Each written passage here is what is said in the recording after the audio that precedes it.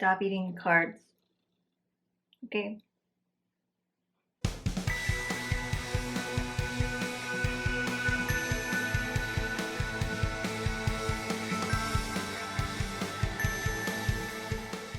Now that all the kitties have been fed and are hopefully quiet, welcome to your full moon reading for the Sagittarius full moon 2023. My name is Shea. I'm an intuitive coach, a Reiki healer, and an oracle deck creator, and I give these full and new moon readings every single month, both on YouTube and Instagram, and an extended reading over on my Patreon. So if you like readings like this, know that there is so much more that happens over at patreon.com/MichelleShea. For instance, you get the extended versions of these readings twice a month, but you also get monthly tarot scopes, weekly week ahead spreads. You get a goddess card from the Total Big Goddess deck every single week to guide you through the week ahead. And you get access to free events like the group therapy session that happens after every full moon, which is this weekend. So if you are interested in any of those things, I am very happy to tell you that I'm offering a 7-day free trial over on the Patreon. So this is a really beautiful week to join because we just had the start of the month, so you get the monthly tarot scopes for every sign. We have the extended version of this reading. We have our group therapy session, which is a live Zoom Q&A with the cards that happens after every full moon every single month. And we have the week ahead spread coming up both from last week and for next week. And you will get access to all of those things this week alone for free if you sign up for your 7-day free trial. So if you're interested in that, click the link below. The monthly Mystic level is the one that will get you access to these extended videos. So feel free to keep that in mind as you're filling out your form. And I hope that you enjoy the things that I've created over on the Patreon because they've been several years in the making and I feel like it's just really starting to hit its stride. So I am happy to share it with you for free for 7 days. With that in mind, we are going to dive into our reading for the general collective. Now, if you watch these often, you know that sometimes I switch up the format and this is one of those occasions. So we are going to do elemental readings for the general collective. So earth, air, fire, water. If you have any of your signs in those elements for your sun, your moon, your rising, your Venus, you'll want to pay attention to those. And if you know your north node, maybe throw that in as well. And then if you want to know more about the topic at hand, we're going to dive in for all signs over on the Patreon for a larger reading with multiple cards. And again, if you like readings about your sign from the tarot, we have monthly tarot scopes over on the Patreon every month, and we just had one for this month. So go sign up for your 7-day free trial and access the month ahead and figure out what the heck is going to happen for your signs according to the cards and my guides and your guides, because they knew that you were coming. So without further ado, we're going to dive in first, as usual, to our Total Betty Goddess card. The Total Betty Goddess deck is a deck of my creation. This is the second 2.0 edition, which currently has a Kickstarter funding its first printing. So if you like the 90s, if you like oracle cards, if you like the divine feminine energy and want to embrace it more within your life, this is a deck of 90s icons playing the goddesses, complete with an in-box guidebook for this edition and 10 new cards. So the card that I've pulled is actually one of our new cards for the 2.0 deck, and that is Nike, played by Reese Witherspoon in the movie Election. So this goddess is coming in to assist us this week because we might be feeling a little bit of competition in the world around us. And that could be something that's a quite literal competition where you're competing for a job or a title or a prize. Or it could be something that's a little more subtle where you're just feeling a little comparison to the worlds around you and you feel like you're constantly competing with the outside world or with the images on Instagram or whatever it might be. And there's kind of a twofold energy coming in with Nike. One is that you will win. You can win. You are capable of winning whatever it is you're trying to win. But just like the movie Election, it also has a little bit of a cautionary tale telling you that sometimes winning isn't the main goal. Sometimes it's the lesson that you learn along the way. So if you are in a place where you're having a bit of self-doubt and you're worried that you shouldn't even start a project because you just don't feel like you're going to win, that someone else has done it better, put that aside because Goddess Nike is here to tell you that you are fully capable of winning at whatever you're trying to do. And by winning, I mean winning against the thoughts inside your head that are telling you you can't do it. But If you are in a situation where you're creating a little turmoil within your external relationships or your vibration with the world around you, sometimes you have to kind of soften that competitive edge and recognize that trying to be the best version of yourself is actually the part of winning. It's not about you versus the world. So keep these two things in each hand and balance it out where needed. Because Nike is definitely about trying to create that balance, because it's a very intense energy of competition and you don't want to swing too far one direction or the other without recognizing that there's always supposed to be a bit of an equilibrium here. But the point is, you are a winner. So if you're doubting that in your life, in yourself, or in your vibration this week, embrace it. Because if you've seen the movie Election, Tracy Flick does not accept anything for herself except for the absolute best first prize, because she knows that she's worthy. So with that in mind, we're going to dive into our elemental readings. So earth, air, fire, water, in that order. It's going to be zodiac based. So I will tell you what sign are those elements before we move into the reading, but know that you can check it for your sun, your moon, your rising, your Venus. And again, if you know your north node, I really like checking that one occasionally, because your north node is your sort of purpose here on the planet. So it's a really great overarching energy to be in touch with. With that being said, let's dive into the earth signs. Capricorn, Venus, and Taurus. You have an energy card from the Modern Witch Tarot of the Four of Swords. And you have an advice card of the Devil. This feels very appropriate for our balance message in regards to Nike. The Devil is also Capricornian energy, so it's definitely appropriate for that earth sign vibe. And the Devil is always a little bit of a reminder to not chain yourself to an addictive pattern. So with this particular element, I'm getting a bit of a workaholic vibe from this Devil energy card. And the Four of Swords is our energy card, which is that you kind of need to turn within and go within yourself and cut out the outside world a little bit and meditate on what you truly want from a soul level. So it feels like for my earth signs, you might have gotten a little caught up with the external material world and what it is that you're earning, how it is that you're appearing to the outside world according to your accolades.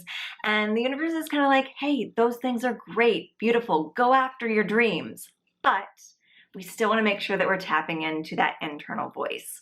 So you're being called out underneath this full moon, earth signs, to meditate, whatever that means to you. I do like a little classic silent sitting in meditation and being still to let the thoughts come forward. But if your meditation is journaling or taking a walk or doing some yoga or whatever it is that helps you to clear your mind and cut out the external validation that you're looking for, that is going to bring you back within to your center, so that you know that you're striving for the goals that actually resonate with your heart.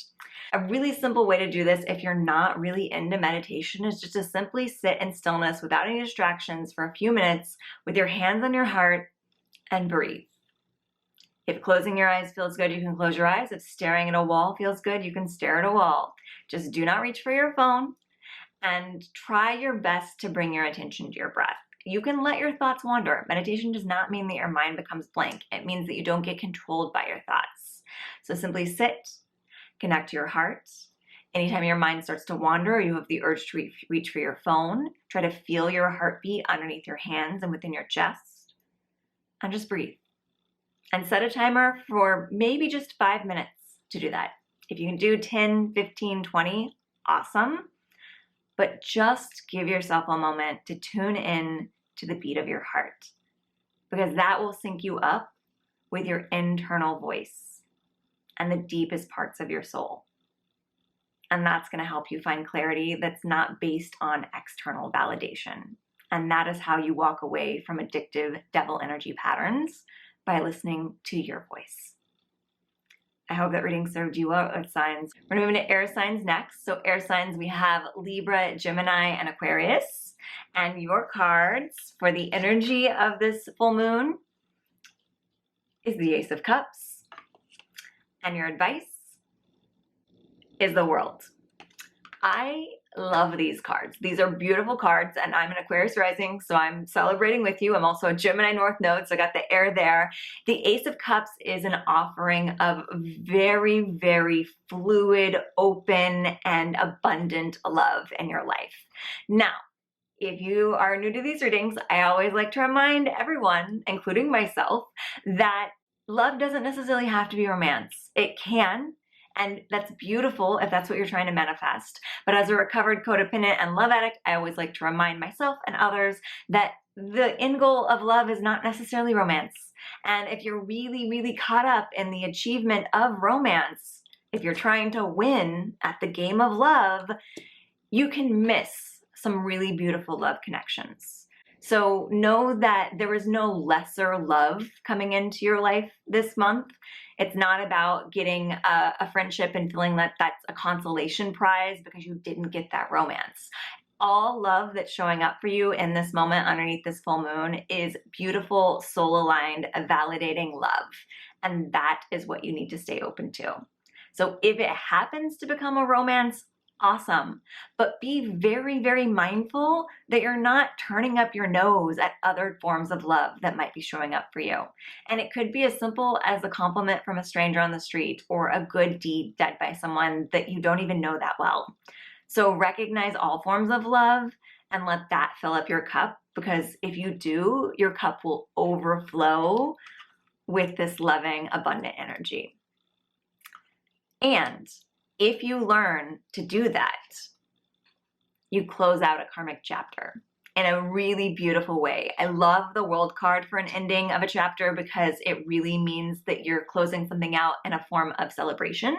I like to liken it to a graduation from high school or college, and that, like, yes, you're closing out a chapter, and like there might be some stuff that you're like, oh, that's sad that I'm leaving it behind, but there's so much excitement for what you're moving forward towards that it doesn't feel like a sad closing of a chapter. It feels like a rush of energy forward. And that is what will happen if you can learn to break down these imbalanced thought patterns around love. P.S. I'm getting a hit that because this is an air sign reading, and air signs do sometimes tend to be a little detached in love, that for some of you, this isn't so much about detaching from needing romance, but detaching from avoiding romance. So take it as it resonates. If you're the type of person that likes to lean towards codependency and is constantly looking for romance and not really appreciating the other relationships in your life, please do the opposite. But if you're the type of person that avoids romance and you fully appreciate your friendships, but kind of turn your nose up about the romantic relationships or don't fully appreciate them the way they need to be, this is a sign that you need to lean into your heart a little more. And that is going to close out a chapter of karma that you've been working on for lifetimes. And you will be amazingly rewarded for this if you can make the effort. And it is going to be an effort. I know it's breaking down old patterns that are generational as well as from childhood, and it takes time. So be gentle with yourself, but know that there is a reward at the end of all this effort. So air signs, I hope that served you well. Up next, we have fire signs. So that is Aries, Leo, Sagittarius. So if you're a fire sign, your energy for this full moon is justice. And your advice is the Ten of Cups.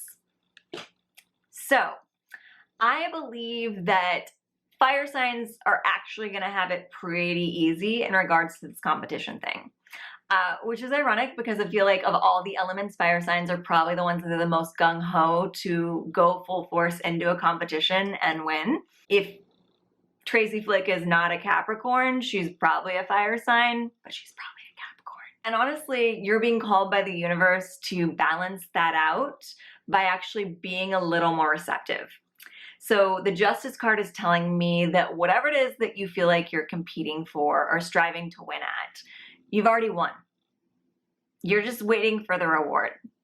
So don't keep messing with something that's already aligning in your favor. And you may not fully see that it's aligning in your favor just yet, but you can recognize when you're messing too much with something. So this almost feels like adding spices to a dish as you're cooking, and maybe you're kind of experimental and it's something new, but you're pretty good in the kitchen, so you feel like you can kind of just follow your intuition.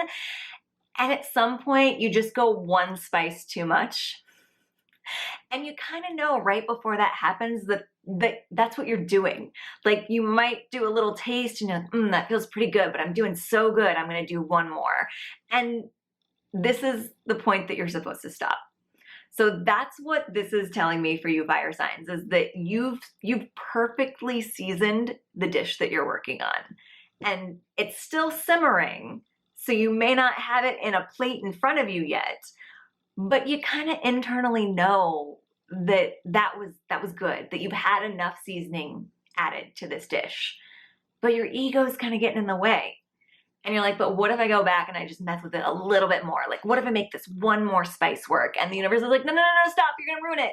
You're going to ruin it. You can't take the spice back out. Which feels very appropriate for fire signs as well, that we're talking about spices. If you can hold off on overworking this dish, overworking this thing that you've been working on or trying to win at, you will be amazingly rewarded by a community, by wishes fulfilled, by a sense of completion, especially in regards to love and creativity and the support that you have surrounding you. I almost feel like for some of you, there might be a relationship that could be potentially ruined if you mess with this situation. This is not going to be for everyone, but I am getting a hit that this over seasoning of the dish thing is going to be made or broken by some sort of relationship that if you get too involved, it's going to mess things up. Whereas if you stop right before you over season the dish, not only are you going to win, but you're also going to keep these beautiful relationships in your life. So keep that in mind if that resonated for you. If there's someone involved in this project that you feel like maybe you're having control issues around or something along those lines, this isn't telling you to not give up control, because again, you are the one seasoning the dish, but don't push it too far. Don't push it past where you internally know you're not supposed to push it past. Don't let your ego get involved and push you further than you need to go, because it could mess up a really valuable relationship in the long run and also ruin the dish that you're working on. So you're going to lose if you push this too far. So you might as well go for the double win and stop while you're ahead. I think that's all for you fire signs. I mean, I'm sure we'll have more in the extended for everyone. So if that resonated and you want more, join the Patreon. And then finally, we have our water signs. So my fellow water signs, I'm a Cancer sun. We have our Cancer, Pisces, Scorpio, and we have a beautiful starting energy because it's the Queen of Cups, which is the ultimate intuitive, creative water sign. I mean, technically the King's ahead of her, but water's a very feminine energy, not gender-based. Energetically, it's very feminine energy, and I feel like the Queen is actually more of a water sign than even the King of Cups. The advice we have is the Ace of Swords. So this feels very divine feminine receptivity, which I believe had something with the earth signs as well. So if you dual energy there somewhere in your chart, this is a double reminder for you. But this one is more going with your general vibration rather than against it. Whereas our earth signs were kind of having to go against type. If you lean into your water elements in your chart, this will be very easy. So the Queen of Cups is definitely telling you to don't so much think about this in terms of what can you do to push things forward, but think about it in things of how can you align with the energy that invites things in. And the more that you can embrace a spiritual practice, a meditation practice, the more that you can stop trying to force things to happen through action and by busy work, the more that you're going to allow some divine truth to drop in and a really beautiful inspiration to occur.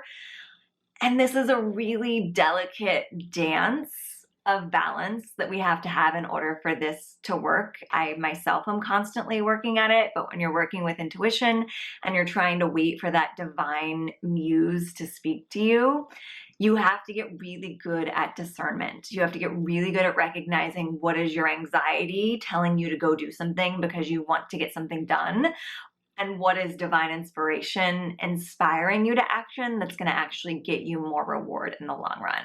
And the way that you can start to embrace this discernment is through listening to how you feel rather than what you're thinking. So while you're having the idea to take action, are you feeling anxious or in need or grasping? Or are you feeling calm and centered and just ready to invite things in? And the more that you're coming from a place of like a loving, calm, centered energy, the more likely the inspiration that occurs,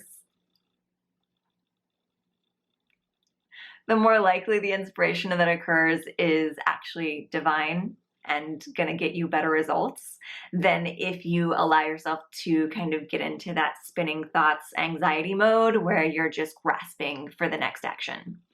A great way to try and embrace this a little bit and to cultivate this in your life, which is really hard if you're really trying to spin your wheels towards a goal, is to give yourself less to do and to take a day, 2 days, maybe even 3 days to not make a to-do list, to not try and make something happen, to really give yourself a staycation and get really lazy, but lazy in a way that's not like zoned out and fatigued from all of the action that you've been trying to force forward. But lazy in a way that feels luxurious, like taking a nap at 3 o'clock in the afternoon in the middle of the week, if your schedule allows for that, or maybe in the middle of the weekend, or reading a book. If you're a book reader, I'm a book reader and I don't do it often enough. I'm a book reader and I don't do it often enough, so I'm speaking to myself, but that feeling of not just turning on a streaming service and zoning out in front of it because that's your way of relaxation and it's a habit to just do that automatically, but kind of giving yourself a moment of stillness or meditation to listen to what it is that your body, your mind, your soul actually wants to do in that moment. And sometimes it takes letting yourself get a little bored. That's why we feel like we were so more creative, inspired in the days before internet, if you're someone that can remember those days in childhood like I can, because you kind of got bored enough to get great ideas or to have the impulse to do something that you truly wanted. So rather than letting your Instagram feed inspire you to your next action, let your intuition inspire you. And oftentimes that means unplugging and staring at a wall thinking, this is so boring. Why am I not watching something or doing something right now? Until suddenly you get the impulse to do something that doesn't feel like busy work. It feels like a treat.